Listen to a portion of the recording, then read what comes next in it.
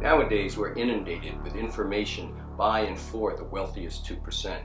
The big box corporations and interests that are able to buy airtime and, dare we say it, buy the news itself, or sometimes just make it up and spread it around. And justice for all is information for and about those with the least influence, the least power in America. Average working people, poor people, women, people who are LGBT or Q, people of various religions, anyone whose voice is drowned out by corporate interests, by interests driven by two things, profit and power, including those we here at LITV and RBN might agree with.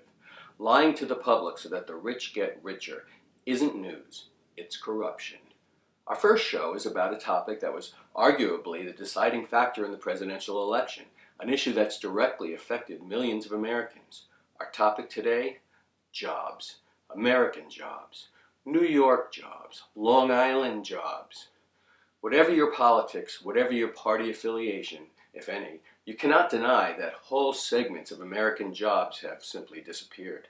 Some, like auto, clothing, or computer manufacturing, have gone overseas because the cost of labor is lower. Other jobs, like many in retail and brick-and-mortar establishments, have been made obsolete or nearly so by the internet and technology. We're left with white-collar executive positions and the sort of jobs in fast food establishments, for instance, that might be difficult to raise a family on. Let's look at the facts here on Long Island and the New York metropolitan area. Changes in the job market here on Long Island from May of 2015 through May of this past year include brick-and-mortar retail jobs are down, IT jobs are down. Jobs that are up include utility-related jobs, insurance-related jobs, real estate, healthcare, social assistance, though many of these are the sort of personal assistance jobs that pay poorly, and amusement and gambling-related jobs are also up. We've also seen an increase in specialty trade contractors, perhaps related to the post-Hurricane Sandy house lifting and mitigation work, since funding for those projects has increased significantly during this period. So the American factory has largely disappeared, which means the American factory worker is out of a job.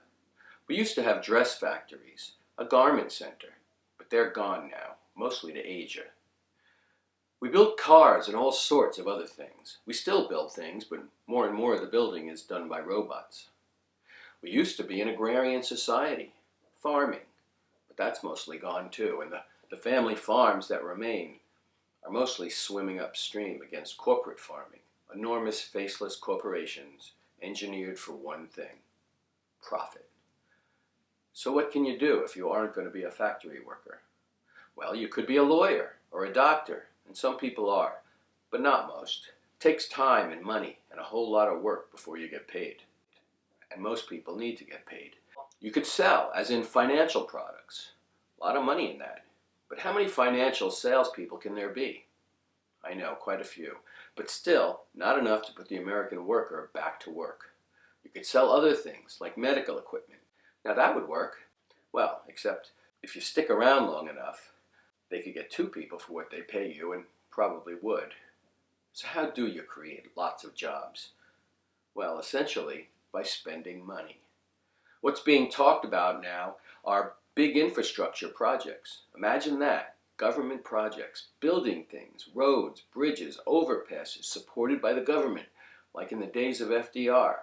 Jobs with benefits, medical care, pensions. Sounds too good to be true, especially when the trend, well, not only the trend, but the promises have been to tax less and spend less. So we're looking forward to these infrastructure projects that will revolutionize the job market and the incentives or perhaps regulations that will keep American jobs in America.